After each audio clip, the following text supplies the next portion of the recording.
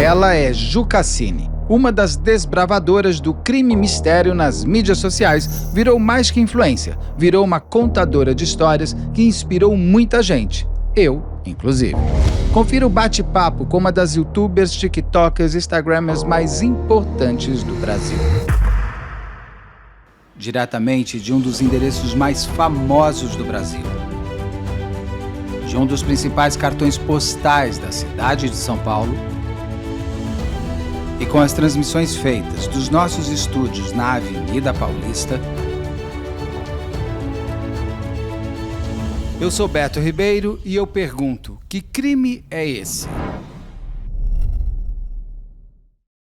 Olá, sejamos todos muito bem-vindos. Por favor, não deixe de se inscrever, curtir, compartilhar, ligar sininho, marque nas suas mídias sociais, nos marque a todos nas mídias sociais. Se puder, seja membro, se não puder, tá tudo certo. Você venha comigo até o final e com certeza você vai vir comigo até o final desse encontro com a Ju Cassini, que eu já posso chamar de minha amiga do crime. Com certeza. Ai, tô muito feliz de estar aqui. Feliz que deu certo, ainda finalmente. De você ter vindo, de verdade. A gente se conheceu no Vilela. Pois é. E deu certo à primeira vista. Assim, não, deu muito certo, né? A gente não parou de falar, né? Tiveram que parar o episódio. Pô, deu o quê?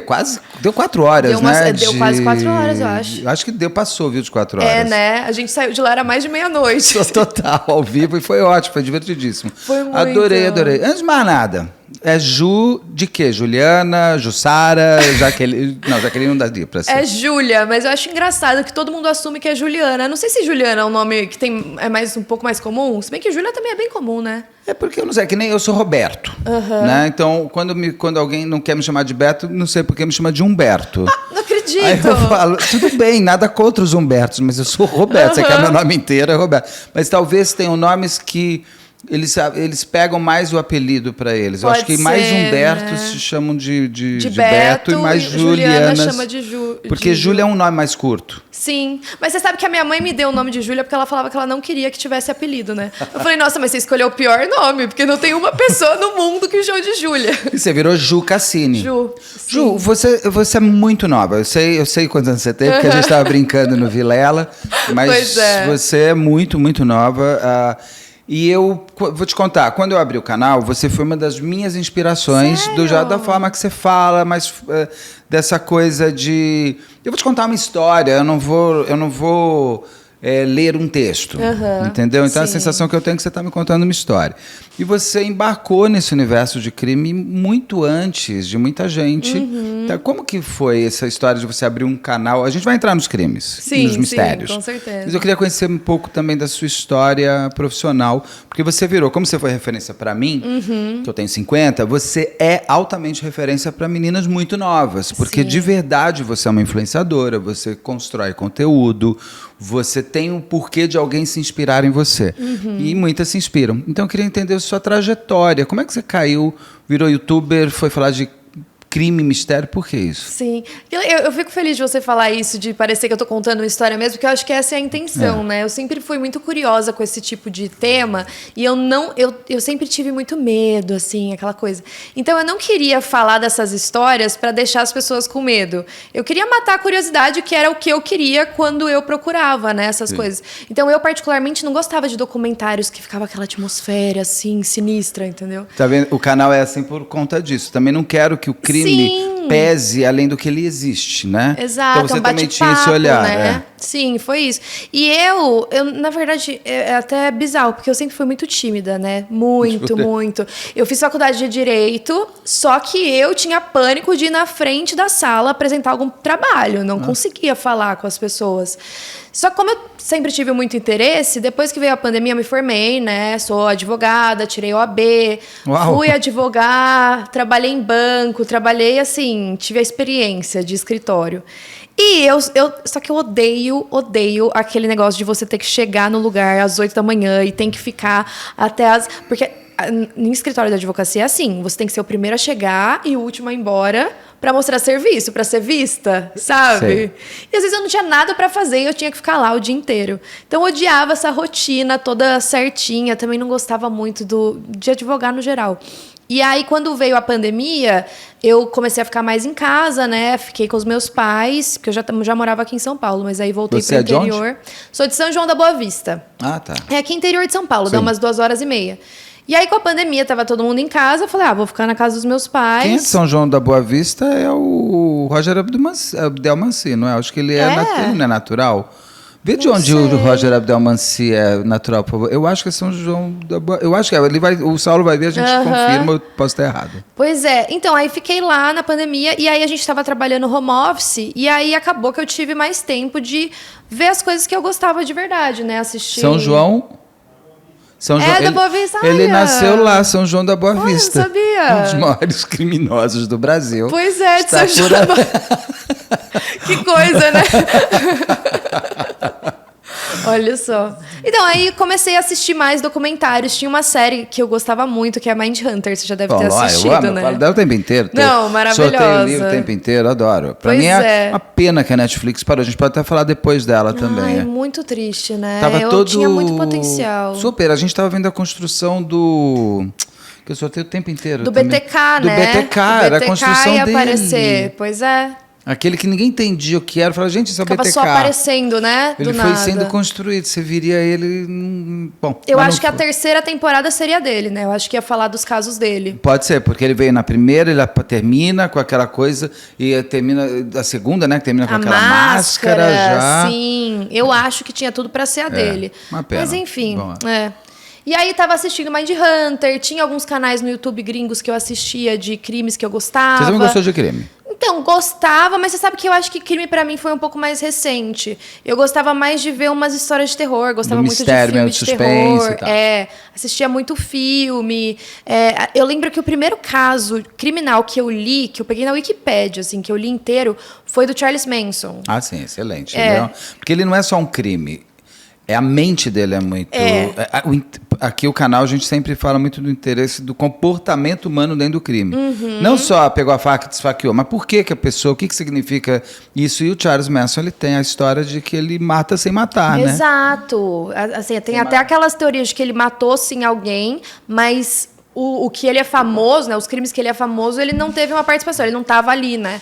No dia. Então, e olha que engraçado, eu li esse caso pela primeira vez quando eu trabalhava em um escritório, que eu não tinha nada para fazer à tarde, e no computador do escritório é tudo bloqueado, né? Você não entra em redes sociais, não faz nada. Então eu falei, vou ficar lendo aqui o Wikipédia, pelo menos pelo menos eu posso. E eu lembro que eu fiquei horrorizada, e eu falei, nossa, eu nunca imaginei que esses crimes tivessem tantas coisas assim por trás.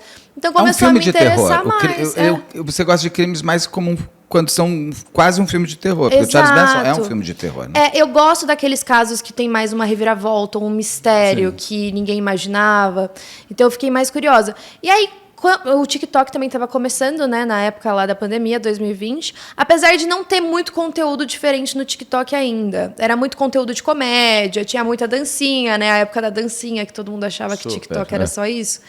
E aí, um amigo meu estava fazendo uns conteúdos de série, de indicação de série. E como eu estava vendo esses canais no YouTube, eu falei, de repente eu posso fazer alguns vídeos curtos falando dos serial killers de Mindhunter no TikTok. Legal. Então, eu comecei assim. Eu acho que o primeiro que eu fiz foi o Charles Manson, inclusive. Depois falei do Ed Kemper, falei do BTK. Sabe esses que aparecem na série? E aí foi uma surpresa para mim, porque eu postei 3 vídeos no mesmo dia.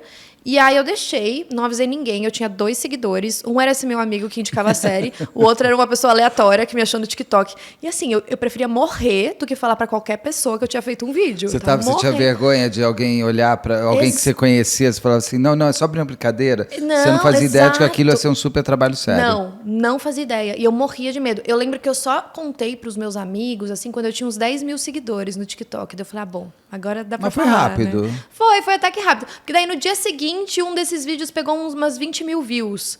Aí eu falei, nossa, né? Que bizarro. E eu acho que eu fui uma das primeiras pessoas a falar desses temas no TikTok. Não tinha tanta gente ainda. Tinha gente crescendo, mas ali era o começo. Então, como as pessoas começaram a se interessar, ainda não tinham tantas opções, né, para assistir. Então, eu comecei a postar 2 vídeos por dia e aí cresceu super rápido. Aí, pro YouTube, eu demorei um pouco mais, sabe? Você nasce no TikTok? Foi no TikTok que eu comecei. Porque eu adoro que tem gente que fala assim, tem gente que, principalmente garotada, né?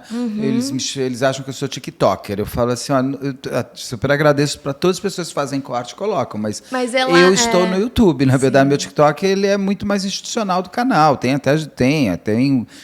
Mas são cortes do YouTube, né? Não é a galera que faz e que eu fico impressionado como aquilo movimenta, e para algumas pessoas eu sou um TikTok. Para mim tá ótimo. Então você nasce um TikTok e vai migrando já com o YouTube. Aí eu fui repostando no Instagram, né? E aí depois eu decidi fazer o YouTube, porque muita gente pedia para ter mais detalhes do caso. Na época que eu comecei no TikTok, era só 1 minuto de vídeo que podia. Lá atrás, né? Antes eram 15 60 segundos. 60 segundos. Então limitava muito, né? Como que você conta um caso em 60 segundos, né? Você tem que escolher muito alguma parte que seja mais interessante. Então a intenção do YouTube era essa, para poder contar com mais detalhes. Mas eu demorei para começar a crescer no YouTube. Não sei se você foi assim também. Olha, a gente fez 1 milhão de inscritos. A gente vai fazer o canal a gente abre em 16 de agosto de 2022. A gente fez 1 milhão de inscritos em fevereiro deste ano. Olha de 2024. Você cresceu tanto. Eu achei que você tinha mais tempo até. Eu tenho tempo de vida. Eu tenho tempo de trabalho. Assim, eu trabalho há muitos anos. Eu fazia coisas com crime em outros lugares também. Mas mesmo eu percebo que assim foi pelo canal, pela cara, mas eu achei super rápido também. A gente fez 100 mil inscritos, sei lá. A gente abriu em agosto, dia 1º de dezembro, a gente estava com 100 mil inscritos, que eu sei que é um grande ponto de virada. Sim, a plaquinha dos 100 mil, né? Aquela coisa toda. Mas a gente também meu marido ocupado, ele me fez fazer 1 vídeo por dia. Não, isso daí, eu juro. Eu não sei como você tem que se desdobrar em 3 para conseguir postar. São formatos diferentes e... mas tudo bem, eu não me preocupo. Mas você demorou, vamos para você que está sendo entrevistado. Na verdade é um bate-papo. Sim. Quando você percebeu que o YouTube estava acontecendo? Quanto tempo? Você abriu em 2020? Foi 2021 no YouTube que eu comecei. Só que eu comecei a postar e aí... O primeiro vídeo que eu gravei para o YouTube com a câmera na minha frente, eu fiquei até vermelha de vergonha. Então não demorou tanto, porque eu abri em agosto de 2022, eu já te conhecia, já via teu canal. Já tinha passado de 1 milhão de inscritos. Então, é que no começo de 2021, eu postei alguns... E aí eu parei porque não estava entregando e foi na época que começou o Shorts lá. Tá. Então eu comecei a repostar os meus vídeos lá no Shorts e aí demorou uns 3 meses para os Shorts entregarem e a galera começar a me seguir. E eu acho que muitos dos inscritos iniciais vieram pelos Shorts, não por conta dos vídeos longos. E aí eu tive que fazer todo um trabalho de mandar as pessoas dos Shorts para o vídeo longo. Tipo, fazer um videozinho indicando que tem um vídeo maior. No começo as pessoas me odiavam, né? Porque ficava curiosa com o vídeo curto, queria ver toda a história ali e eu falava, não, o vídeo está no canal. Mas o meu Shorts eu faço isso. Eu resolvi entrar. Falei, tudo bem, mas eu não vou contar a história toda. Eu vou te dar um trailer.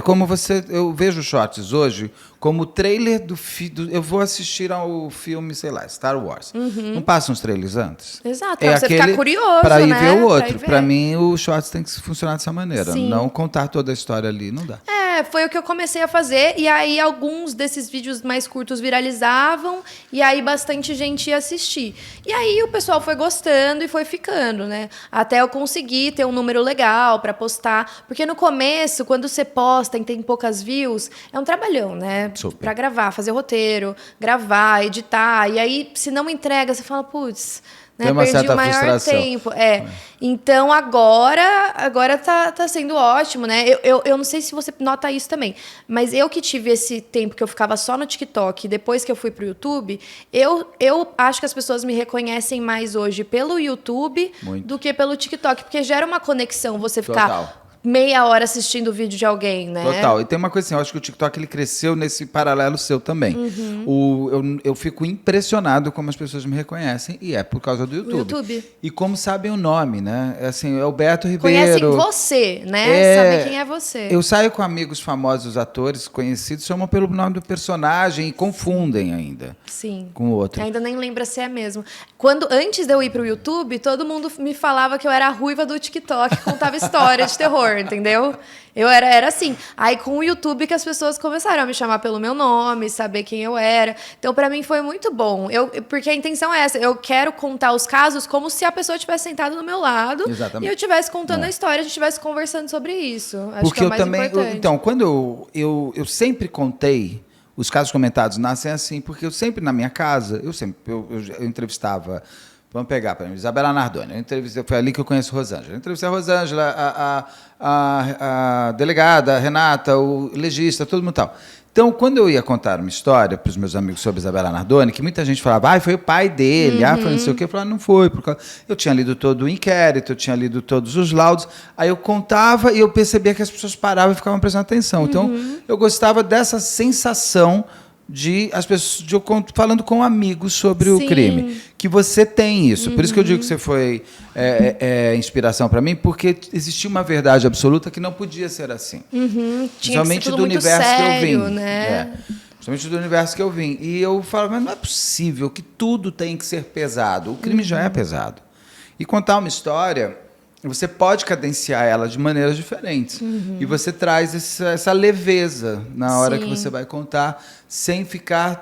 tem gente que às vezes fica muito em cima de quantas facadas foram, que virou a faca, que saiu o coração na mão e comeu. Sabe essas coisas? Eu falo, gente... Esse lado brutal, né? Pois é. Porque você sai... Eu acho que é muito pelo que eu gosto de consumir também. Porque eu não gosto de ver um documentário. Às vezes a gente quer saber um detalhe ou outro, se for mais importante. Mas saber... Por exemplo, tem aquele caso...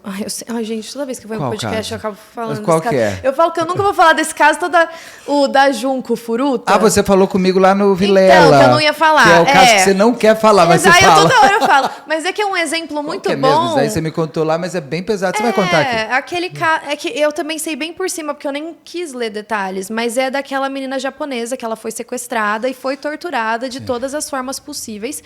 E pra mim, me parece que as pessoas gostam de ouvir esse caso porque elas querem saber como ela foi torturada. O que eles fizeram com ela, o que ela teve que comer, sabe? Quais objetos que eles usaram. Me parece que a curiosidade das pessoas é para isso. E eu acho muito horrível pensar. Eu acho muito terrível também. É uma coisa... Por exemplo, quando eu conto o caso da Liana Friedenbach, eu não entro nos detalhes de como foram aqueles dias dela dentro daquela casa. E eu sei quais são. Esse é um outro caso pesadíssimo. Super pesado. É pesadíssimo, mas eu sei tudo sobre esse caso, até porque eu entrevistei todo mundo, li todos os laudos, tal, não sei o que lá. Ele é terrível. Se você se fixar no horror, aquilo que atrai, a pessoa rejeita também. Sim. Ela vai até um ponto, depois ela não consegue mais seguir. Pois é. Eu acho muito perverso você ficar querendo o detalhe do detalhe.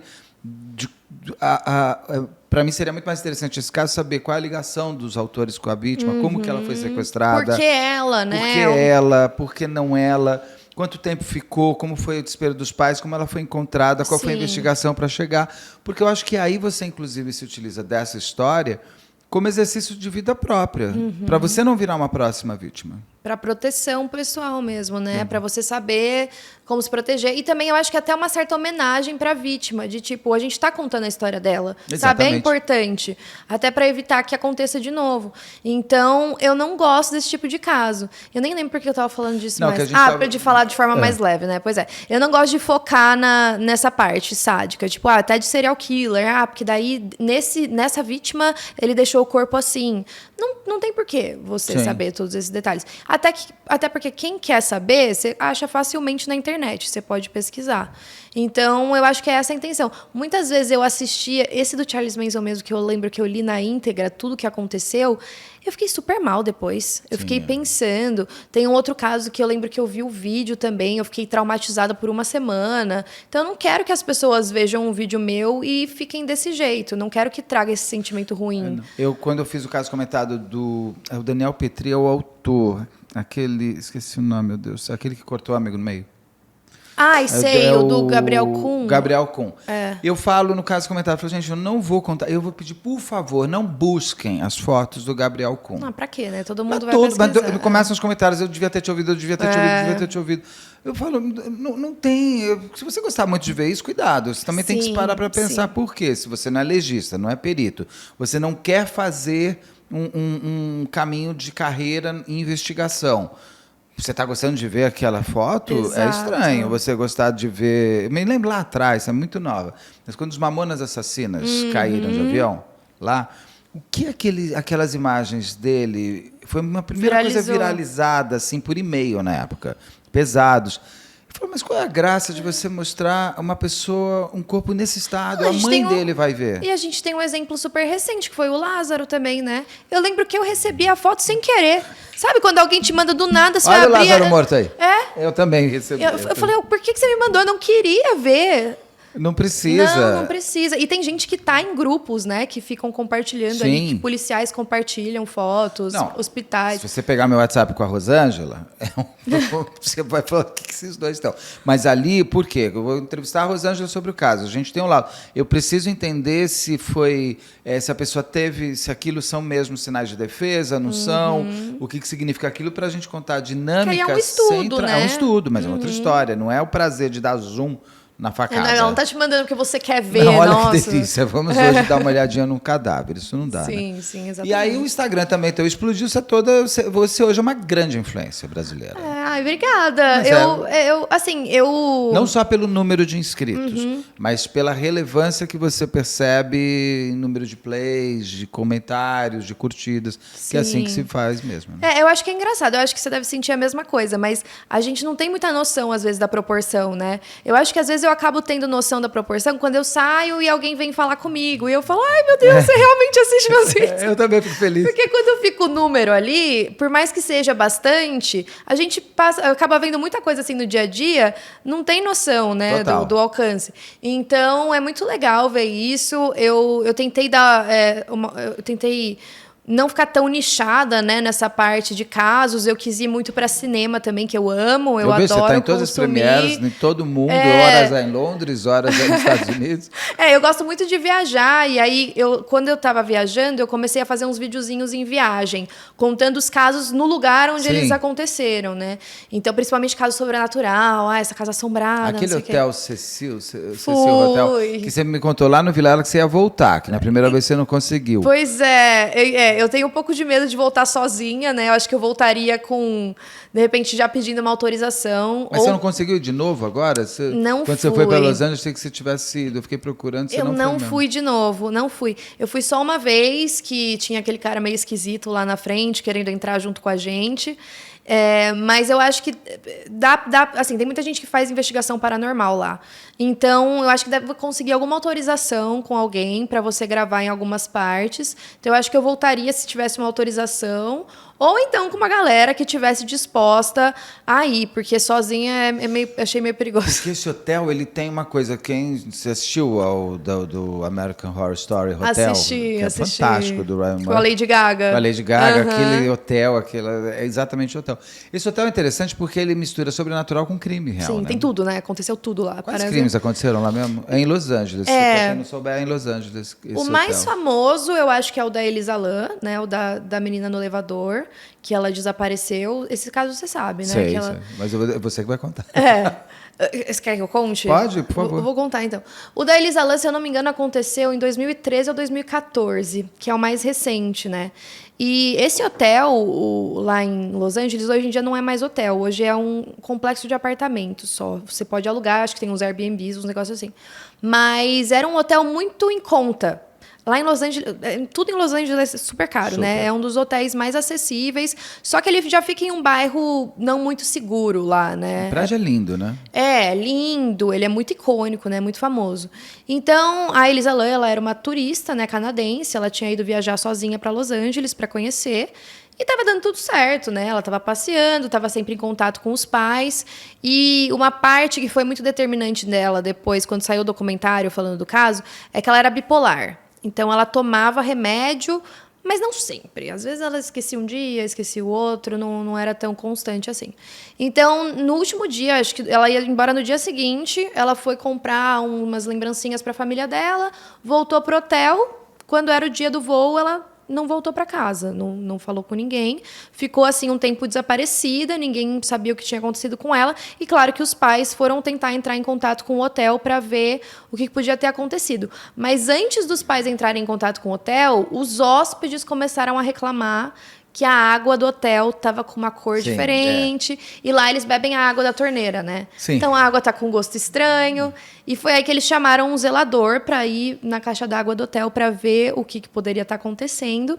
E aí que tem uma polêmica, né? Porque a primeira versão desse zelador é que a caixa d'água estava fechada. Sim. Então ele abriu a caixa d'água, que é uma que fica lá no terraço, né? Tem mais de 2 metros de altura. E aí encontrou o corpo da Elisa lá, ela tinha se afogado. As pessoas estavam tomando água de cadáver, basicamente. Acho que tem até um filme que conta essa história, aquele é Água Negra que chama? Eu não lembro, não. E tem também o Dark Water, essa história? Qual? Essa Água Negra, faz tempo que esse filme tem. Eu não lembro se é desse. Será que não é? Porque eu lembro da Dark Water um outro filme, mas que agora eu não lembro a história. Mas algum tem dela, Porque né? tem uma série da Netflix ótima sobre o Hotel Cecil. Sim. Que daí tem essa que história. Tem esse caso, né? Ele destrincha. E tem aquele do Matador, mas o termo dela estava lá na caixa d'água. Daí ela foi encontrada lá e aí começou a investigação para ver o que tinha acontecido. Eles foram checar as câmeras de segurança do hotel e encontraram aquela famosa gravação do elevador, que ela tá com um comportamento super estranho, parece que ela tá fugindo de alguém, se escondendo. Parece que ela tá conversando com alguém, parece que tem alguém do lado dela. E você não vê quem é, né? É um fantasma. Pois é, aí ela aperta todos os botões, a porta do elevador não fecha, aí quando ela sai, a porta fecha, é uma coisa muito esquisita. É muito doido aquilo lá. Muito esquisita. E ela tava sem roupa, né? Ela tava só com a camiseta. E aí, a teoria da polícia é que ela tirou a roupa por conta de hipotermia, porque dizem que você sente calor, né? Então, ela teria tirado a roupa. Agora, ela pular uma caixa d'água e fechar a porta, não dá, porque é uma caixa d'água gigante. Pois é. Que você, então, alguém teria que estar lá para fechar a tampa. Pra fechar ela dentro. Pois é. E aí saiu o documentário da Netflix falando desse caso, né? E eles falaram de diversas teorias da conspiração. Tinha até uma teoria que estavam fazendo testes com pessoas e o teste se chamava LAN, não era um negócio uma coisa assim? É. E aí a teoria que a polícia falou que aconteceu foi que ela teve ali, não estava tomando os remédios, e aí por conta da bipolaridade ela ficou meio paranoica. E ela foi se esconder dentro da caixa d'água. E aí o que eu acho mais bizarro nesse documentário é que aquele tal zelador que encontrou o corpo falou: nossa, eu esqueci que na verdade a caixa d'água estava aberta. Não estava fechada, olha assim, só. Ele acabou de lembrar no meio do documentário. É muito bizarro muito isso, né? Então, tipo, pra mim não colou muito essa explicação. Ali você tem... Ou ele realmente, na hora, se enganou e falou que estava fechada. Dentro de tudo ali, o mais lógico tem aquela... Como é que é? A navalha de Vulcã, uma coisa assim, que assim, na dúvida, a história mais reta é a mais certa. Uhum. Ali tem cara de gente que tá meio paranoica mesmo, com fuga de alguma coisa que só ela vê. Porque naquelas cenas do elevador... Só ela vê. Ali é um filme de terror pronto. Pois é, mas é bizarro também ela escolher subir no terraço para entrar dentro da caixa d'água, né? Não dá para saber o que estava passando na mente dela no horário, na hora. Mas... E ali morou também aquele Nightwalker, como é que é aquele... O Richard Ramirez. Morou. Até algumas das vítimas, né, alguns dos crimes que ele cometeu, ele ainda morava lá e tinham moradores que falavam que viam ele chegando sem camisa e com sangue no corpo. E lá era normal, né? Porque naquela época morava todo tipo de pessoa. Era traficantes, tudo ali. Era costume você ver até roubo acontecendo. A galera é muito estranha. E não só... Teve um outro serial killer que também morou lá, que era um serial killer austríaco, que passou um tempo hospedado lá no hotel.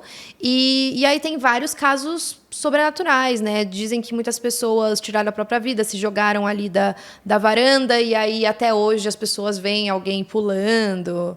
Tem muita coisa. É bem o American Horror Story Hotel. Muito. Eu acho que de todos os lugares do mundo que eu conheço as histórias, lá é o mais bizarro. Você que chegou ali perto, ele tem uma aura estranha mesmo, assim? Então, eu tava com uma amiga, né? E essa minha amiga, ela tem medo, ela é toda assim. E a amiga da Jucassi. Pois é. Ela tava assim, que droga que eu tive que vir aqui, sabe? Porque ela tava de carro. Ela tava pronta pra andar, sei lá, no Rodeo Drive, coisa... Pois é. Não, e a gente ia no parque da Universal depois. Então a gente estava pronta para ir pro parque, daí eu falei, você não quer dar uma passadinha? Rápido, 2 minutos.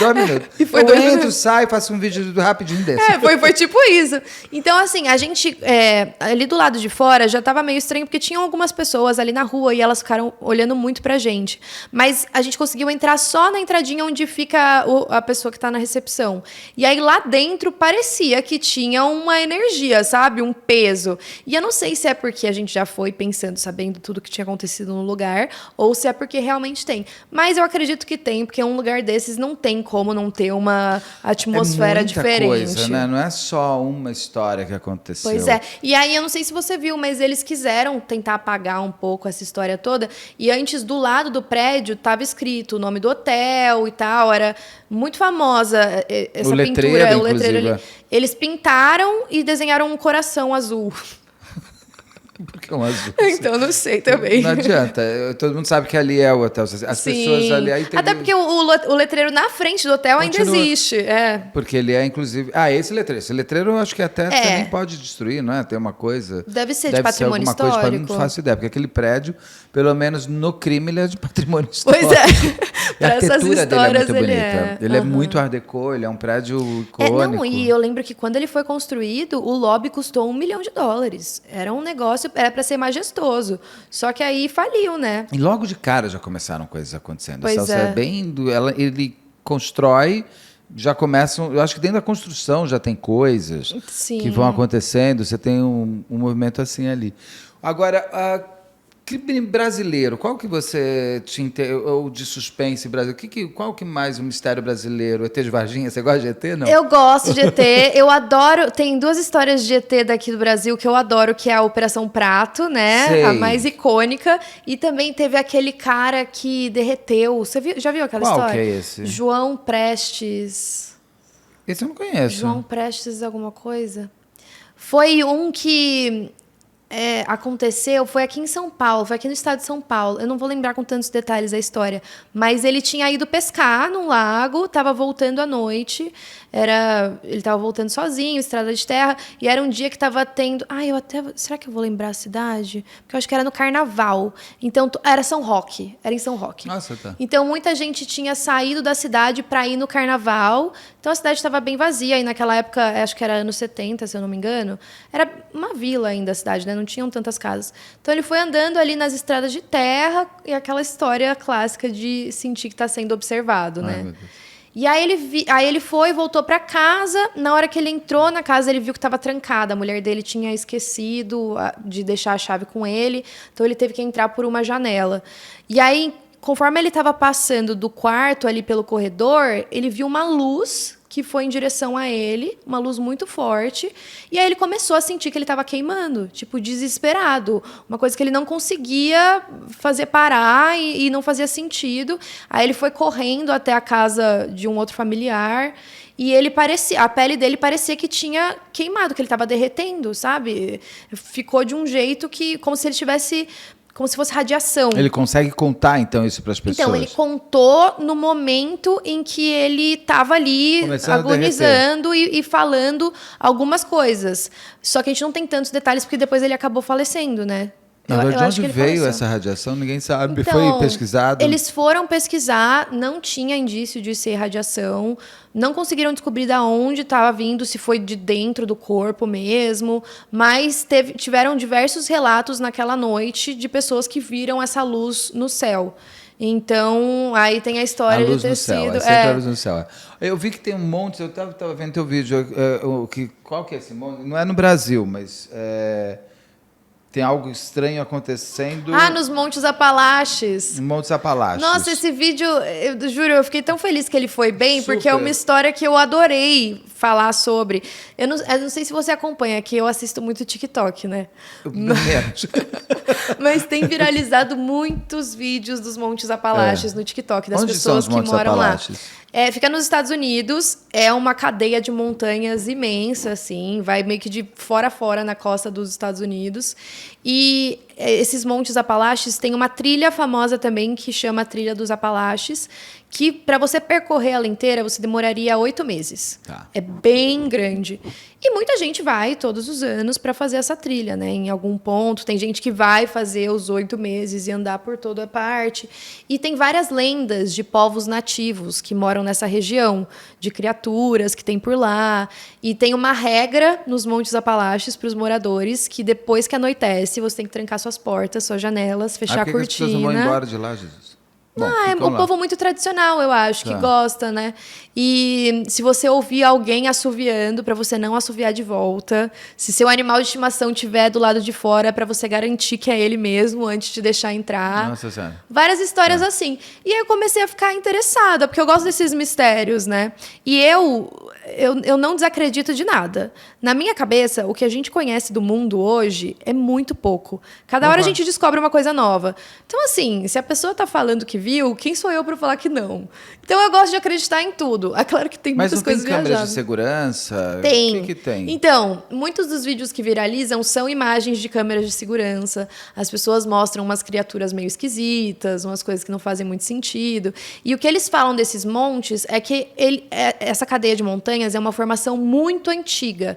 Então, a gente não viu tudo de todas as regiões. Podem ter regiões ali que, de repente, tem espécies que a gente ainda não conhece, que a gente nunca viu antes.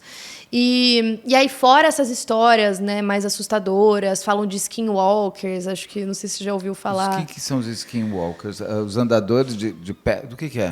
Esses skinwalkers, eles andante? têm uma lenda muito antiga de uma tribo lá dos Estados Unidos, que é a tribo Navajo, que eles falam que existiam antigamente outras pessoas dessa tribo que queriam fazer rituais para conseguir ir mais rápido de um lugar para o outro e tal, e que eles tinham rituais que faziam com que as pessoas se transformassem em animais.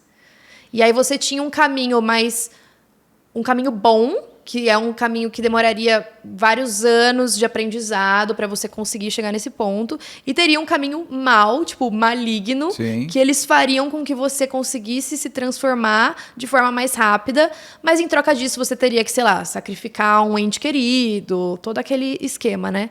E aí eles dizem que essas pessoas que escolheram o caminho mau se transformaram em skinwalkers que existem até hoje. São zumbis? Eles são... São animais. É como se fosse um animal, mas numa forma meio humana. Que consegue, por exemplo, você vê... Lobisomem. Quase. Quase um lobisomem, acho que a gente pode falar. É como se fosse, por exemplo, um urso que anda em duas patas. Então, ele apesar de ele ser um urso, ele anda lá, fica andando como um ser humano. Isso. E assim, é muito... Se for pensar ao pé da letra, é uma viagem muito doida, né? Mas quando você vê entrevistas do povo navarro, até os mais velhos, eles falam com a maior seriedade do mundo sobre isso. Tipo, é um negócio que, assim, você não mexe, você não fala sobre isso, e eles acreditam piamente que existe. Então, eu acho isso muito interessante, sabe? Todo um grupo de pessoas falando. Isso de skinwalkers foi o que mais viralizou. Tem muito vídeo sobre isso. Dessa coisa que você não vê direito o que está andando. De ser um animal que fica ali te observando, que fica meio à espreita. Muitas histórias. E essas são as lendas, né? Igual aqui a gente tem lenda, tem o Saci, tem gente que fala que já viu o Saci. Tem o lobisomem, eu tenho o sítio em Piracaia, desde que eu tenho, meus pais, desde que eu, sei lá, tinha 5, 6 anos, não, 8. É a cidade de lobisomem, Joanópolis. E todo mundo fala, tem muita gente que tem relatos, né? Super, não, lá em Piracaia, quando a gente ficava no anos 80, principalmente, que até o Fantástico fez uma matéria de Cidade do Lobisomem. Nossa, dava 10 horas, todo mundo queria ficar dentro da casa, trancado, com medo porque ela é uma cidade muito perto da outra. Que interessante, vou pesquisar Pesquisa sobre... lobisomem de Joanópolis. Ele tem uma estátua de lobisomem de Joanópolis. Acredito. Vale ser, fica 1h30 de São Paulo, de carro. É muito... A cidade é super bonitinha. E tem Piracaia e Joanópolis, são duas cidades ali. E Joanópolis, você chega, tem a estátua do lobisomem. É uma cidade que vive do mito também. Eu não sabia, que interessante. Já estou te dando essa pauta, você faz para assistir depois. Interessante. Eu acho que é essa mesma coisa, é o folclore que tem lá, mas também aconteceram diversos crimes nessa trilha. Crimes mesmo, pessoas foram encontradas mortas. Sim, é uma trilha que muita gente desaparece, muita gente se perde, o povo continua desaparece. Fazendo, gente? Não, e assim, eu não consigo entender, se você vai fazer uma trilha no meio de uma floresta, por que você sai da trilha? A chance de você conseguir voltar para ela... Não, meu marido adora trilha. Eu falo, pra que fazer trilha? Seja onde for, eu não quero fazer trilha. Eu falo, eu tenho medo, não gosto. Eu tenho um pouco de medo. E se eu quebrar o meu pé, o que eu faço? Pois é. Não quero, não tô afim, não vou, não gosto. Pois é. E aí você me fala de uma trilha, que pessoas desaparecem e pessoas continuam indo. Sim. Sim. E tem várias histórias bizarras. Por exemplo, tem casos de assassinato, algumas pessoas que se aproveitam de quem tá ali sozinho fazendo a trilha, porque acaba sendo um lugar mais fácil. E também tem até um hostel nessa trilha que falam que é um culto. Então, nossa, já misturou mais coisa exato, ainda. foi uma história que tem muitos desdobramentos, né? Então falam que esse hotel é um culto, que eles tentam chamar para esse culto as pessoas que estão viajando, porque elas normalmente estão sozinhas, estão mais abertas a fazer amizade. Então você se hospeda lá, você não precisa pagar, eles aceitam doação. Então, se você quiser, você doa. Mas aí eles falam, então a gente tem essa fazenda aqui que a gente, né, planta umas coisas. Você não quer trabalhar uns dias lá, ficar junto com a gente? E aí algumas pessoas acabam se juntando a esse culto. E esse culto é um que ele tem em vários lugares do mundo. Não vou generalizar e falar que em todos os lugares são assim. Mas saíram algumas polêmicas sobre eles, notícias, algumas pessoas foram presas por conta de abuso de menor, de tirar fotos, sabe? De pedofilia até. Então, algumas filiais do culto, eu sei que tem essas toda acusações. Vez que você tem seita, todos esses grupos, a gente tem sempre que se preocupar, eu falo, que é o seguinte, onde tem psicopata, onde tem poder. Nada como eu ter o poder do seu espírito, do seu desejo, da sua mente, do seu crer, né? A sua fé. Se eu conseguir sequestrar a sua fé, eu tenho você comigo para sempre. Então, olha João de Deus. Olha esse monte de seitas, até Roger Abdelmaci, que a gente falou no começo, é a fé de vou ter um filho. E, né, você consegue... Você tem números, tem aquele Wild Wild Country lá, sim, do Osho, do Osho, esse, né? Do Osho. Você tem vários, você tem aquele outro que era do ET, que todo mundo se mata. Então é uma questão de... O problema de uma religião, ou de uma seita, ou de um culto, é que às vezes quem está aqui em cima não quer fazer o bem, ele quer ser o seu dono, né? Isso se replica cada vez mais. Quando você pega uma história, vai ter sempre o começo de que ele aproxima... Aquele Twin Flames que está querendo fazer isso agora, que também é igualzinho, né? Conseguiu angariar, conseguiu decidir quem vai casar com quem. Agora eu vou abrir um espaço absurdo, de terra, né? Vai todo mundo morar dentro dele e eu sou Jesus e as crianças só podem ser consagradas por mim, que sou Jesus. Ou seja, ele vai violentar todo mundo. E todo mundo vai aceitar por conta dessa manipulação. Pela fé. Pela fé que ele tem naquela história, naquela pessoa. E aquele outro ótimo da dancinha de TikTok também, que traz... Sim, dançando pro diabo. Gente, que série ótima também, que tem a ver com esse universo. E se você olhar, todos eles se convergem, que são pessoas, muitas vezes, precisando crer em algo, e aí vira a vítima perfeita para aquelas pessoas. Né? Tem um livro muito bom, que é da Dark Side, inclusive, que é sobre cultos. Eu já sorteei aqui. Nossa, é muito legal. Que ele fala do porquê as pessoas entram em cultos. Porque eles falam que a pergunta não é... Nossa, porque a gente sempre fica pensando, mas como que essas pessoas caíram? Como que elas entraram? A pergunta é, como que esses líderes foram carismáticos a ponto de convencer essas pessoas a entrarem? Porque é o que você falou, são pessoas que, às vezes, acabaram de sair de casa, perderam algum ente querido e estão precisando de alguma coisa para acreditar... Ou então perderam emprego, né? São pessoas que estão em uma situação mais vulnerável e aí encontram um conforto com uma pessoa que, no fim, vai acabar abusando delas. Você viu o documentário da Cate Torres, que saiu da BBC Não agora? Vi ainda. Assista, pega e vai ver. Muito bom. Eu acabei de fazer, inclusive, antes daqui eu gravei um comentário dele para atualizar o caso. E eu achei interessante que o marido dela, o ex-marido dela, conta que ela veio para o Brasil, eles vieram para o Brasil, para irem no João de Deus e em outros líderes religiosos, que ela queria ver como que eles conseguiam angariar tantas pessoas. E eu acho que é Tim Robinson, não sei, também é um outro, se eu estou falando o nome, peço desculpas, de algum cara também que é um líder religioso e ele se organiza em torno disso, como aquele cara da yoga. Através da yoga, ele consegue... fazer um culto através da yoga e abusar das meninas. E as meninas... Então, é uma questão... Ela queria saber como essas pessoas funcionam. Sim. E se você olhar, ela estava se movimentando para esse lado. Para fazer isso. Ela conseguia angariar as meninas que iam até a casa dela no Texas, trabalhavam e se prostituíam para ela, ficar com dinheiro, e ela se apoderava do passaporte, do dinheiro, só que ela fazia feitiço, eu te dou banho espiritual, você quer ser igual a mim, então você precisa passar por isso. O seitizador, ele tem... Né? Ele tá muito acima do seitizado. Ele sabe te pegar e sabe quando você vai fugir. Sim. É isso que o livro também vai falando? Bem isso. E aí eles falam também dos sinais quando a pessoa entra no culto, de que é um culto, né? Que eles falam que os líderes mudam o nome deles. Nossa, né? Total, né? Igualzinho do TikTok lá. Exato. Dançando pro diabo. Aí eles também podem nomear os membros, né? Falam para eles mudarem o nome. Aí começa aquela coisa de todo mundo se vestir igual, de ter o mesmo corte de cabelo.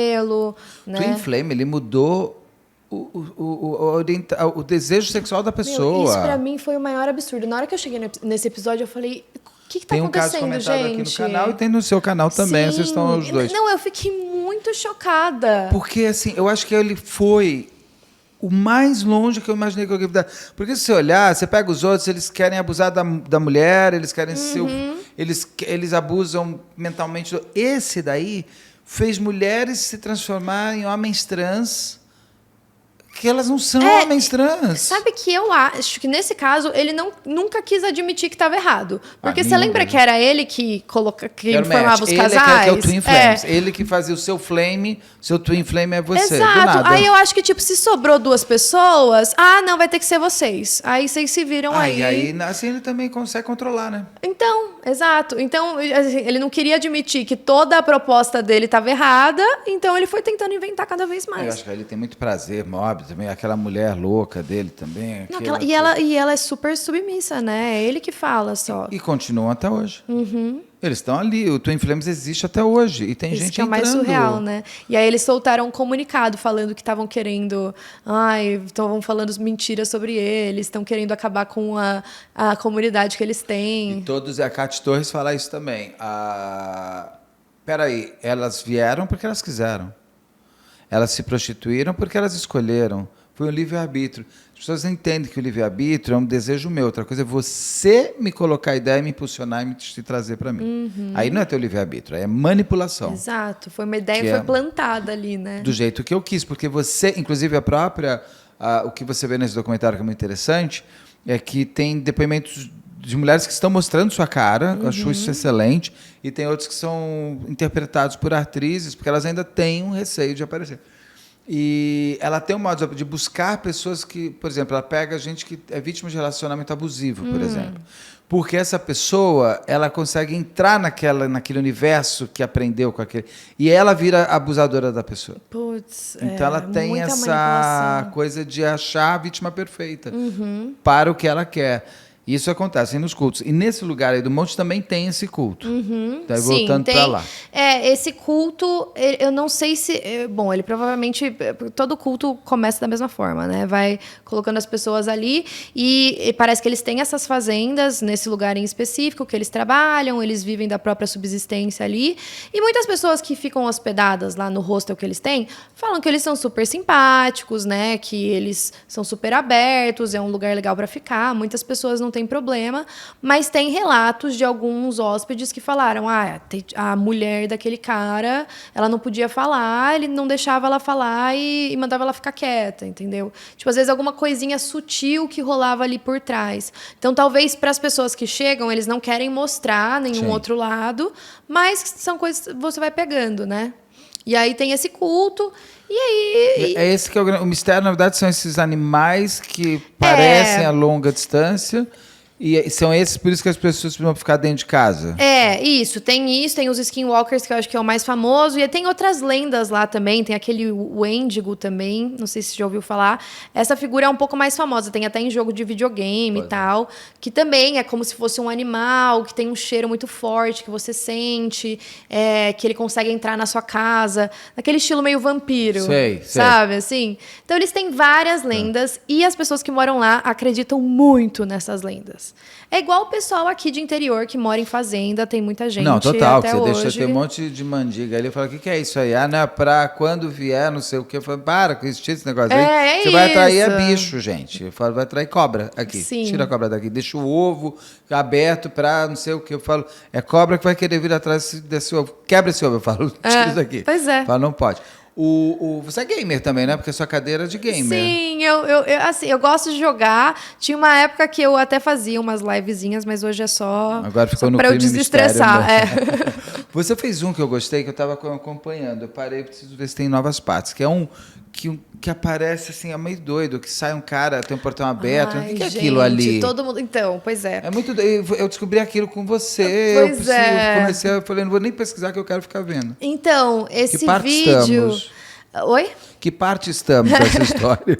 Então, esse vídeo, ele foi um cara que postou também no TikTok, que ele tem uma casa que ele aluga, e aí ele tem a câmera de segurança lá, que tal, apitou, falando que alguém tinha entrado na casa. E aí ele foi ver na câmera o momento que alguém entra, e tem um cara mais novo, assim, deve ter tipo uns 45 anos no máximo, ele entra num barracão que fica do lado da casa, que é onde fica a máquina de lavar roupa, tipo... Fica meio bagunça ali, sabe? Produto de limpeza e tal. E aí ele entrou nesse barracão e aí ele recebeu a notícia, né? Que ele tava lá. Daí ele ficou olhando pra ver se o cara ia sair, o cara não saía. Ele foi lá, chamou a polícia, né? Pra ir ver, falou, olha, alguém entrou na minha casa. A polícia foi lá, olhou tudo, olhou esse barracãozinho, não encontrou ninguém. Não tinha ninguém lá. Só que ele não viu na filmagem o cara saindo. Aí passou uma noite, duas, ele recebeu de novo a notificação que tinha alguém lá na casa, só que dessa vez era um cara saindo desse barracão e era um cara velho, tipo com cabelo branco já. Entrou primeiro um novo. E aí saiu esse mais velho. E aí ele postou isso no TikTok falando e a galera começou a teorizar. Falando, mas como assim? Eles parecem ser a mesma pessoa, só que mais velhas. É um viajante no tempo, né? E aí, viajante do tempo, total. Eles falaram que era isso, que talvez ali tem um carro portal. Na frente? Então, aí ele ficou olhando, né, o que o cara foi fazer depois que ele saiu do barracão. Ele vai pra frente da casa, o portãozinho tá aberto porque a diarista que ele tem na casa saiu no dia anterior e deixou aberto. E aí ele sai... também é um portãozinho que você pula, né? Exato. Irrelevante essa informação. Porque sempre tem gente pra falar, mas deixou o portão de propósito. Mas gente, portão desse tamanho. Tipo assim, você pula, você dá um passo... Muito trabalho, E aí ele vai, tem um carro estacionado na frente, só que é um carro que tem o vidro bem escuro, não dá pra ver quem tá lá dentro. Parece não ter ninguém, inclusive. Mas aí esse cara, ele olha um pouquinho dentro do carro, e aí depois ele sai andando pra um lado da rua. E aí esse carro, logo depois que ele sai andando, ele também dá a volta e vai atrás dele. E aí acabou por aí a história, né? Ninguém mais sabe nada, então eu parei mesmo na última parte. Aí foi isso que aconteceu. Aí as pessoas tiraram um print do homem mais velho, o de cabelo branco, e usaram aquele reconhecimento do Google para ver se encontrava outras imagens dele na internet. E aí uma das imagens que eles encontraram que era compatível era um cara que já tinha falecido em 2018. Nossa senhora. E esse vídeo é agora, de 2024. De agora. E aí, por coincidência, esse cara que faleceu, ele era um professor em Harvard e ele tinha pesquisas relacionadas à viagem no tempo. Para. Juro. É Dark, é a série Dark. Foi muito bizarra essa parte. E aí, assim, muita gente não estava acreditando que era ele mesmo, afinal ele já tinha morrido, né? Só que aí ficou essa teoria, e aí ficou todo mundo investido nessa história. O que vai acontecer? Ele vai aparecer de novo. E aí o pessoal pedindo pro dono da casa fazer uma live naquele barracão, mostrar o que tinha lá dentro. E aí ele mostra. Tinham 2 máquinas de lavar roupa bem antigas, tinha uma prateleira com vários produtos, mas um lugar bem pequenininho. Nada demais. E aí ele fez live lá, tal, mas... é isso, não encontrou nada. Aí, a teoria que hoje falam é que assim, tem muita gente muito cética que não acredita, né, que possa ser realmente um viajante no tempo. E eles falam que talvez era só, tipo, uma pessoa vendendo droga, entendeu? Entrou ali, deixou a droga, o outro foi lá e pegou. Saiu. Por isso que ele saiu todo desconfiado. Só que ainda a gente não tem a explicação de quando que aquele primeiro homem saiu, né? Ou quando o primeiro entrou. E o segundo entrou, porque você tem o primeiro entrando e não saindo. E você tem o segundo saindo e não entrando. Aí o que falaram também é porque a câmera que ele tem é aquela câmera que captura movimento. Então ela só começa a gravar quando tem um movimento acontecendo. Então eles pensaram, talvez foi um erro da câmera que simplesmente não filmou na hora que eles entraram ou saíram. Essa parece a explicação mais lógica, mas a outra é mais divertida. Exato. Não, eu quero super acreditar que é um viajante do tempo. Porque não tem aquele filme que ganhou o Oscar maravilhoso, que é o metaverso, que você fica trocando de... Que ganhou, sim, qual que era esse? Que ganhou o Oscar, que é com aquela atriz... Tudo em todo lugar ao mesmo tempo. Isso. Esse título que eu esqueci. os lugares de transição era tipo dentro de guardar vassouras no escritório. Você pegava um... Tinha que ser lá com isqueiro, com não sei o quê. Comia o batom. E assoviar. Mas tem que ser naquele lugar. Sim. Então você pode ser. Dentro dessa brincadeira da possibilidade, há inúmeras. De repente ali é um dos pontos para o metaverso também, além de passado e futuro, né? Pois é. E se tivesse um viajante no tempo de verdade, a gente provavelmente não saberia. E a gente ia achar que era mentira. Então eu prefiro acreditar que é. Eu gosto também da ideia. Eu quero acreditar nessa história. Você falou de séries, você falou do Mindhunter. Que o Mindhunter eu acho que é uma obra-prima inacabada. Para True Crime, eu acho... A primeira temporada é sensacional. A segunda também, você não gostou da segunda? Então, gostei, mas eu gostei muito da primeira com as entrevistas. Ah, tá. Eu gostei muito da ideia daquela parte de fazer entrevista sem fazer reencenação, sabe? Assim, enquanto ele está contando, você mostra. Porque eu acho isso mais interessante de você ficar imaginando o que ele está contando. Sim, também acho. Ali tem. Agora, a terceira não foi porque veio pandemia também e teve... Você sabe que, assim, foi uma grande coincidência. Eu estava começando ainda na internet, eu falei sobre Mindhunter nos meus vídeos e o ator que fez o BTK... Ele me mandou uma mensagem no Instagram, você acredita? Olha. Eu não sei, e ele é um ator, eu não sei se ele já fez alguma outra produção, mas até então ele era um ator menor, né? Ele não tinha muitos títulos. E aí ele me mandou, falou, eu que interpreto o BTK. Aí eu falei, olha...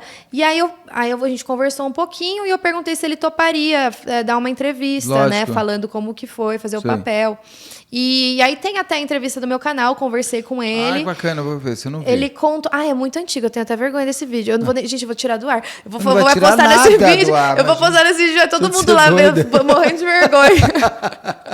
É um vídeo muito antigo, muito. Se você pegar os primeiros que eu fiz aqui, eu brinco e falo, nossa, gente, como eu tô melhor. Mas a gente só vai melhorando porque a gente se exercita. E faz parte. É que eu morro de vergonha de ver meus vídeos. Foi o primeiro ator que você entrevistou assim? Foi o primeiro. Então eu tava super nervosa, né? E ele foi assim, super simpático. Eu perguntei como que tinha sido o papel. E aí ele falou muito dessa questão de entrar na mente.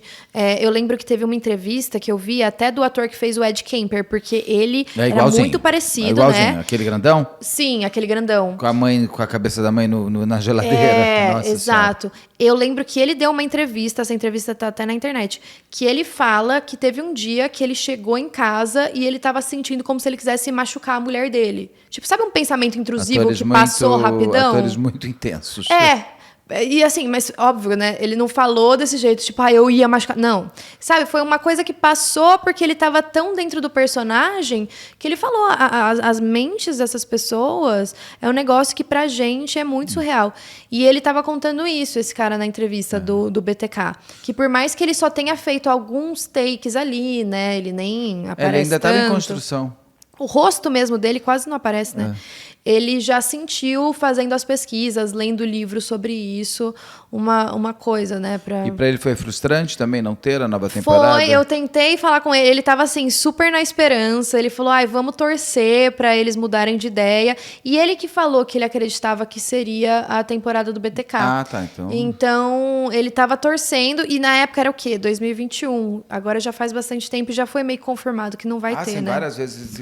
Parece que a série que a gente... Mas parece que não é uma série muito vista, né? Então, ela não é as pessoas não conhecem isso. tanto, né? Tanto que quando eu comento dela, as pessoas vão assistir agora e gostam. Mas também, não é algo que ficou... Que explodiu na época. Não é tipo, por exemplo, o Hannibal lá. Não, Hannibal não. Do Jeff Dahmer lá. Nossa. Então, eu acho que se o Mindhunter tivesse sido lançado agora, ia explodir muito mais com o TikTok. Pode ser, porque ele vem numa época diferente. Porque lá, essa do coisa foi muito no TikTok, né? Tinha muita coisa. E era pandemia também. Eu acho que com a pandemia tava todo mundo em casa, saiu a série, todo mundo assistiu. Não, o Dahmer, ele já era depois, não era? Foi depois da pandemia? Foi um dos primeiros vídeos que eu fiz pro canal, 22. Foi em agosto então já de 22. Tinha passado um pouco. Eu acho que o Mindhunter tem uma coisa de ser uma série muito mais mental. do que de ação. Tanto que eles começam na segunda temporada a colocar um serial killer aqui, outro ali, para acho que dar aquele suspense de Silêncio dos Inocentes. Sim, sim. Mas ela é totalmente, porque aquela entrevista dele, você tem que gostar muito. Tem gente que acha meio parada Total. a série. Eu acho aquela série deslumbrante, mas eu acho que ela é uma série de crime para quem gosta de crime. Uma série que fornece informações, né, para você. Você não tá no jogo do quem matou. Ele já tá você tá no jogo, na verdade, assim, quem é essa pessoa? Sim. Foi isso que eles tentaram fazer mesmo na segunda, né? Porque tinha um pouco disso, mas a gente também tava tentando capturar lá Daí um eles já serial começam killer. a usar tudo aquilo que eles aprenderam quando eles criam o termo serial killer para pôr em prática da história. Sim. Então você tem...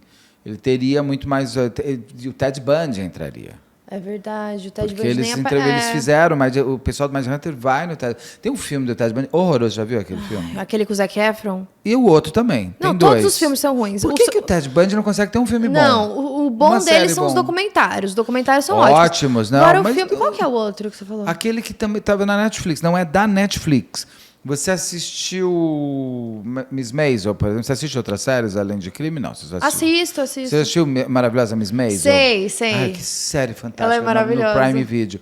Sabe aquele cara que faz o stand-up comedy, que ela é meio apaixonada por ele? Sei. Não sei se você viu até o final. No final, finalmente acontece alguma coisa. Sim. Esse cara que faz o Ted Bundy no filme.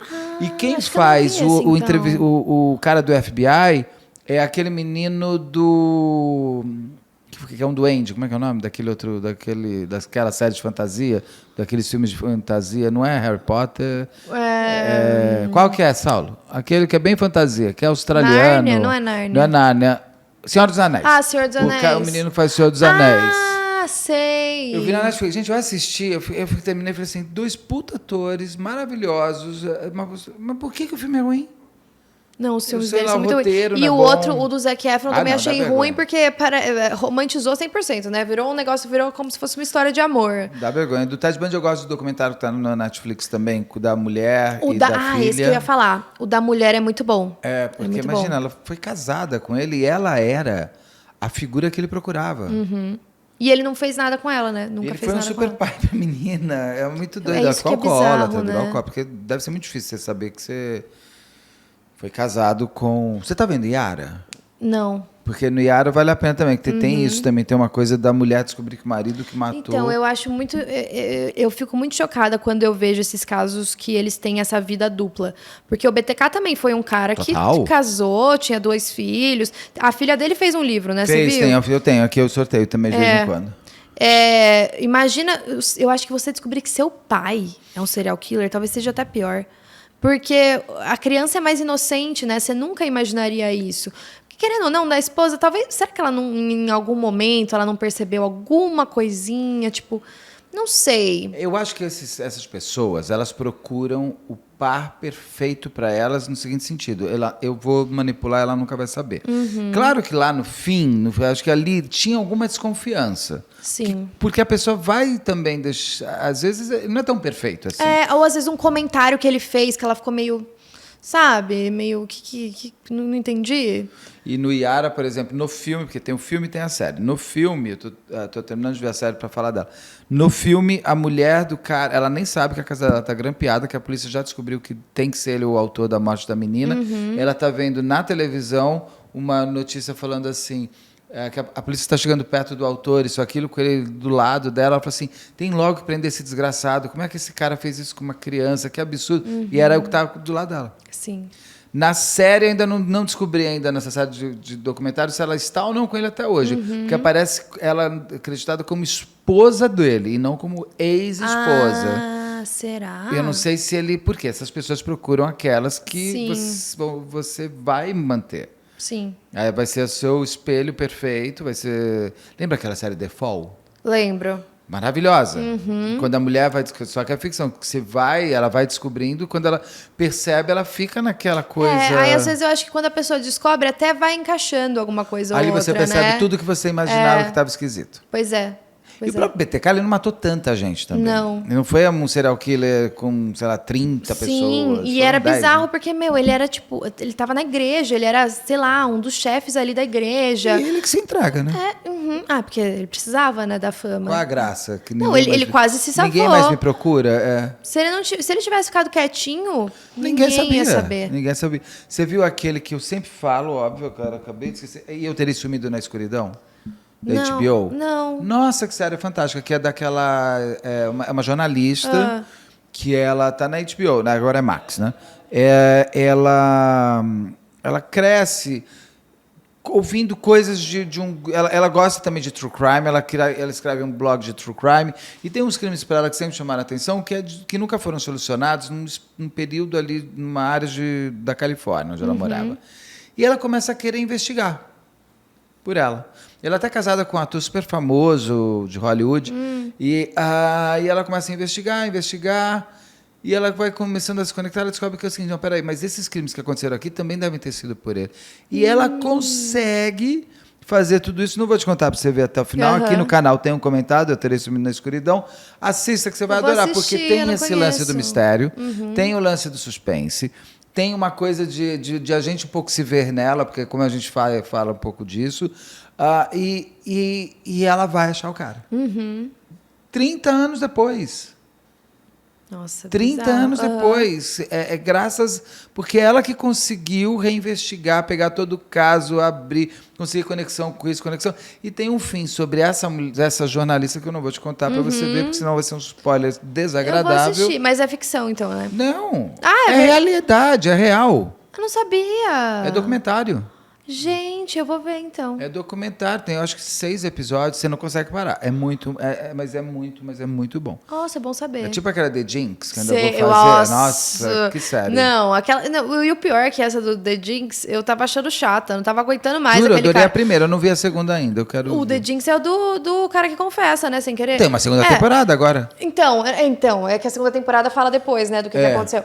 Mas é que eu tava achando muito chato ele, nossa, só ficava enrolando. Daí, aquele episódio, quando mostra ele no banheiro... É o final, né? Não, Bom, você só gostou... Você assim, gostou da série no último minuto. É que eu achei que valeu tudo a pena, entendeu? Claro, eu precisava dessa tudo. construção pra ter esse impacto no final. Ele com o microfone.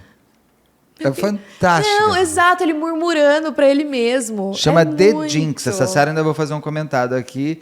É fantástico. É um bilionário do mundo da construção, pai, né? É bilionário do mundo da construção. Velho já. Assim, ninguém nem imaginava que poderia ter feito algo. Se vestindo de mulher lá numa outra cidade para fugir da polícia. É maravilhoso. É uma série muito, muito boa. É. E brasileiros estavam me falando do caso Evandro, por exemplo. Sim, tava falando do caso Evandro, porque eu tava ouvindo o podcast, do né? Ivan Mizanzuki. Conhece o Ivan? Não conheço ele. É muito gente boa. Mas ele parece ser mesmo. Boa. Gosto muito dele. Nossa, e assim, é um podcast super detalhado, né? A gente tava até falando, porque eu acho que eu tô no 10º episódio e ainda tem muita coisa pra rolar. E esse caso do Evandro em específico, eu sei o que aconteceu no final, mas todos os desdobramentos para chegar até lá, eu ainda nem escutei. Eu estava vendo seu vídeo também, né, depois que eles foram inocentados, e eu acho que esse caso é um caso muito importante, né, aqui no Brasil. Tem muita coisa envolvida e é importante mostrar os absurdos que aconteceram durante toda essa investigação. Mas né? muito. Sabe que a década de 1990 ainda temos, que eu acabei de fazer do Bruxo Silvio,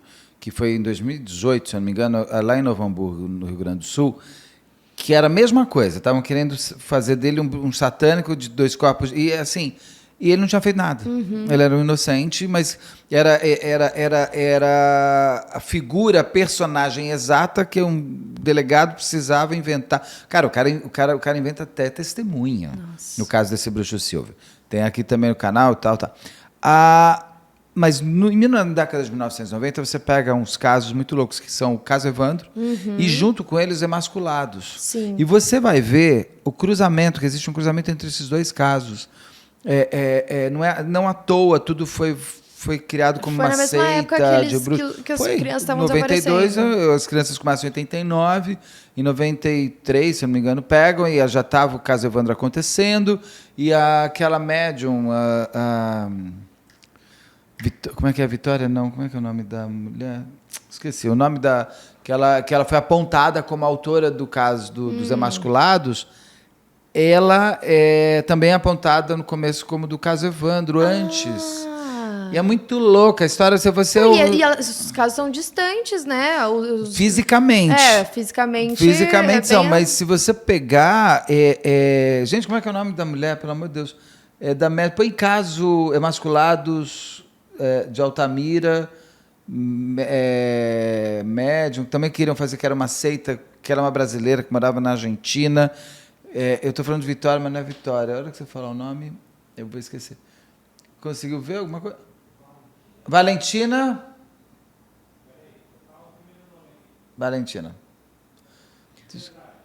de Andrade. Ela estava na cidade quando o Leandro Bossi sumiu. É fantástico. Lá em Guaratuba.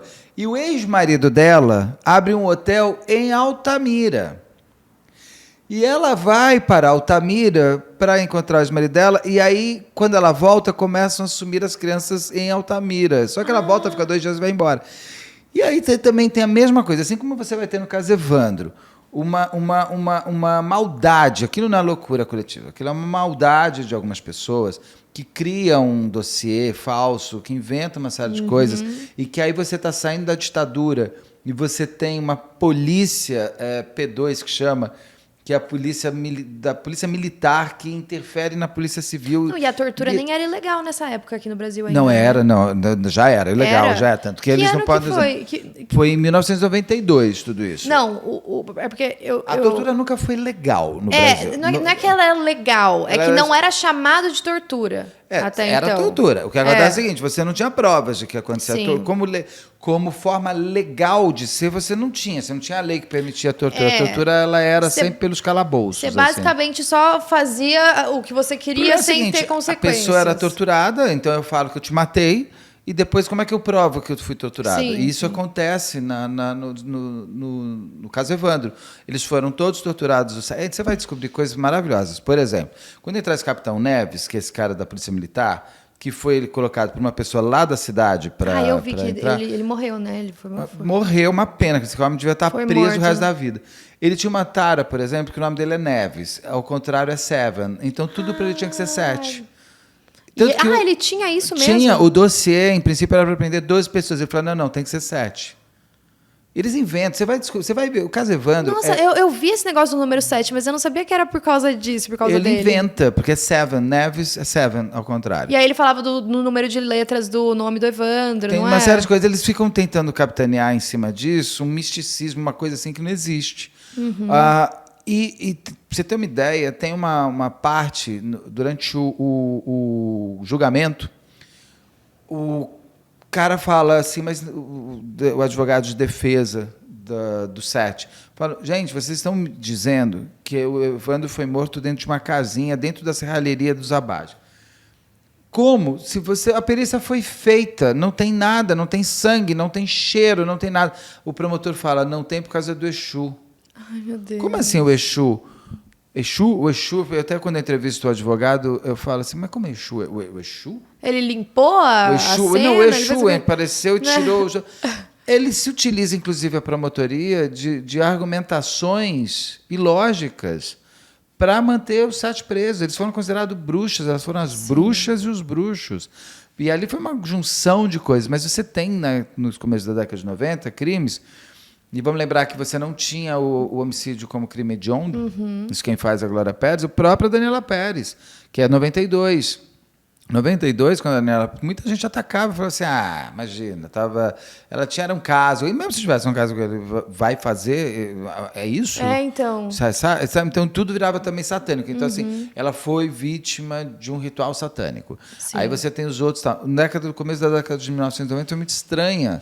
Em muitos casos, assim, que não tinham a solução, inventaram a solução. Era muito para esse lado. E foi um movimento que aconteceu no mundo todo, né? Esse pânico satânico de achar qualquer coisa era ritual, era satanismo, estavam fazendo ritual satânico, né? Por que você acha que o povo vai por esse caminho?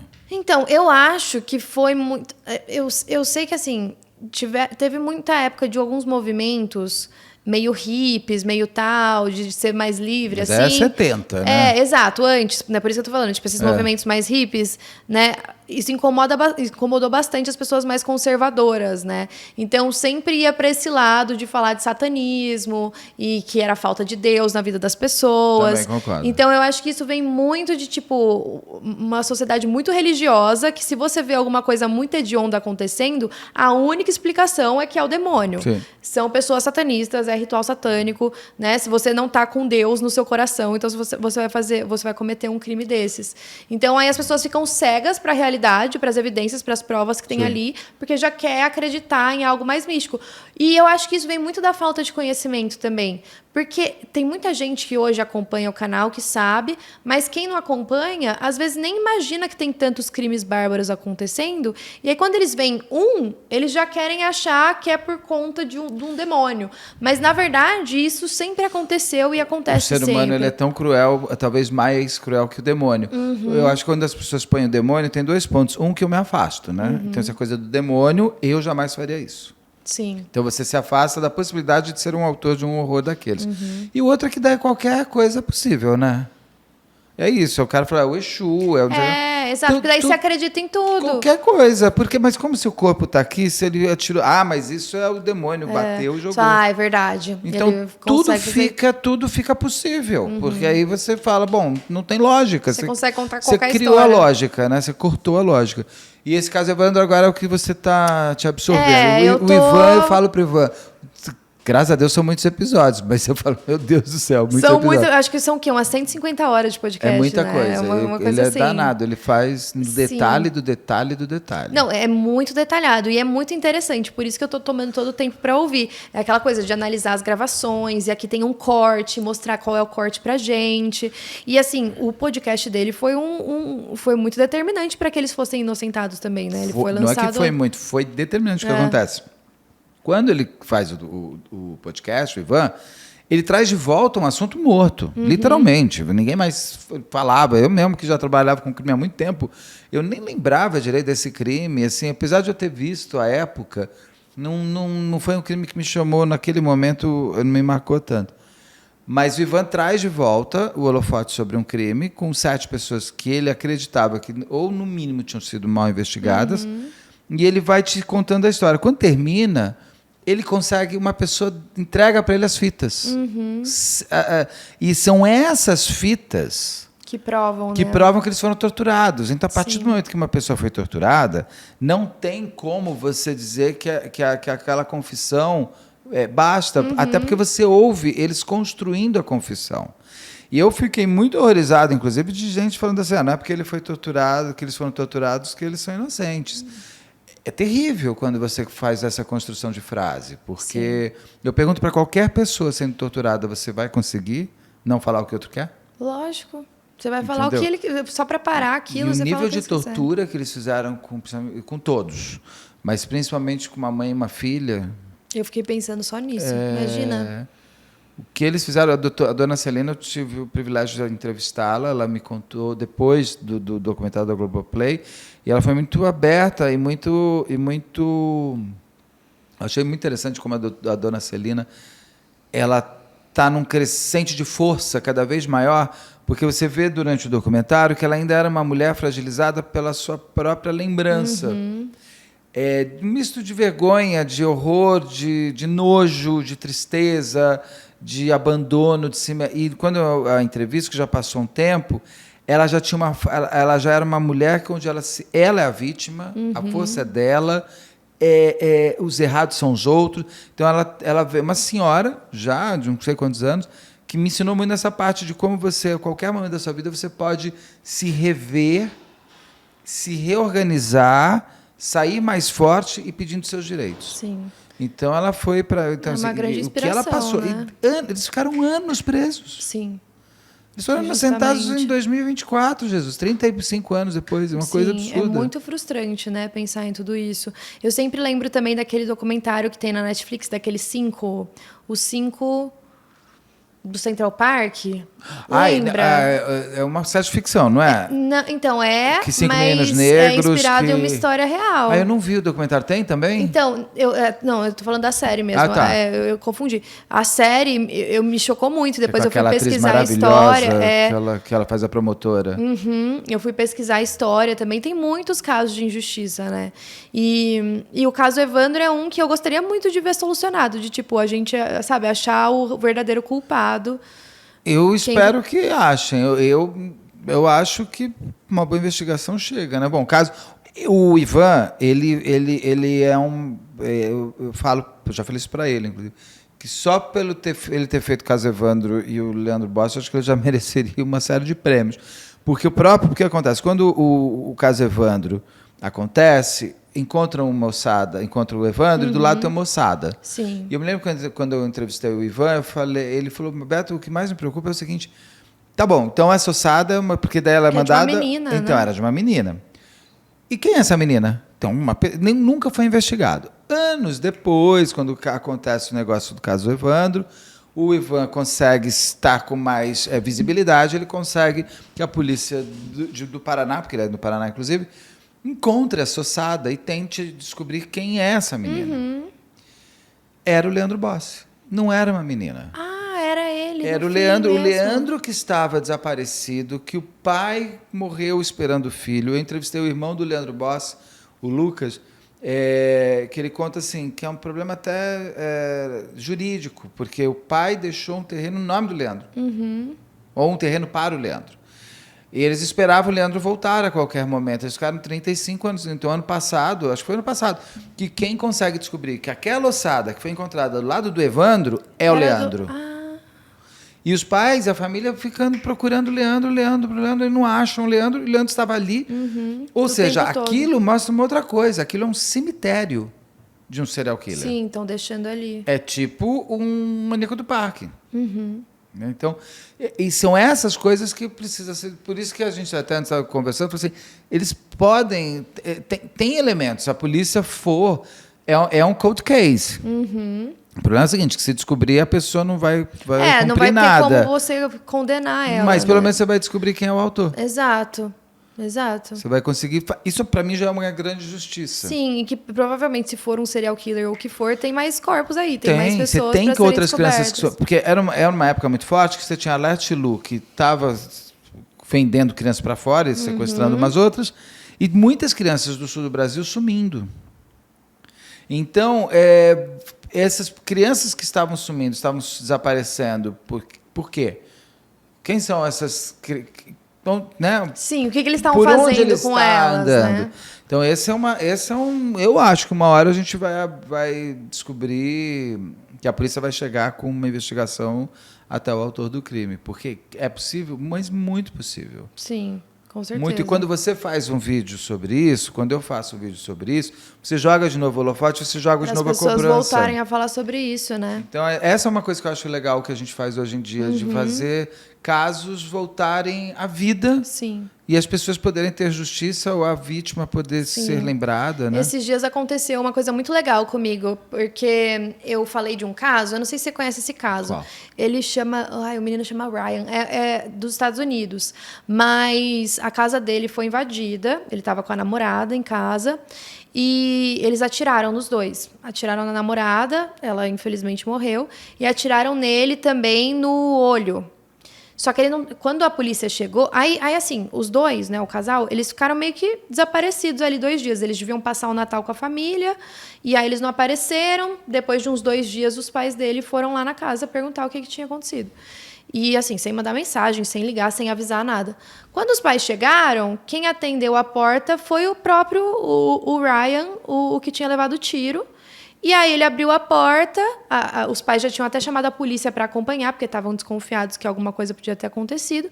Os policiais entraram, na hora que eles viram a menina no chão, morta, com uma poça de sangue, eles já algemaram o Ryan, eles jogaram ele no chão, ele já deu uma quebrada aqui, ó, no maxilar. No olho? Então, ele tava com o olho roxo. Mas para os policiais, eles não estavam acreditando em nada que ele estava falando. E ele não conseguia falar o que tinha acontecido. Ele começou a falar, não, eu estava aqui, aí eu estava assistindo televisão, eu fui dormir, eu só quero dormir. Sabe, ele não falava também, ele não conseguia falar. Tinha um tiro na cabeça, devia estar. E aí ele foi levado para interrogatório, e o interrogatório tem na internet, assim, corta o coração. Porque dá para ver o policial pressionando para ele falar o que tinha acontecido. Ele fala que ele tá com muita dor de cabeça, que ele não sabe o que aconteceu. Ele falou, eu só quero dormir, eu quero ir para casa, quando que eu posso ir para casa? Ele deita assim, ó, na mesa, coloca o pé para cima. Não tava sangrando, né? Não, só tava roxo, assim. Só tava roxo, porque a bala se alojou aqui no... Como chama? Sino nasal, sei lá. Ficou alojada, mas tinha passado pelo cérebro um pedacinho e ficou ali. Ele também tava... Então, parecia que ele tinha levado um soco, de repente. E aí ele até perguntava, o que aconteceu no seu rosto? Aí ele falava que a namorada dele tinha batido. Mas ele falava, não sei, não lembro. E aí o policial tentava inventar uma história, ele falava, então, foi isso que aconteceu. Sabe, perdido. E aí, depois de algum tempo, depois de umas horas de interrogatório, assim, 3 horas interrogando, ele falou, não, foi depois que ele me deu um tiro. Aí o policial na frente falou, como assim? Aí ele começou a ver que ele tinha errado. E aí ele chamou uns bombeiros, um pessoal que estava na delegacia, para examinar, para ver se seria possível que ele tivesse mesmo levado um tiro.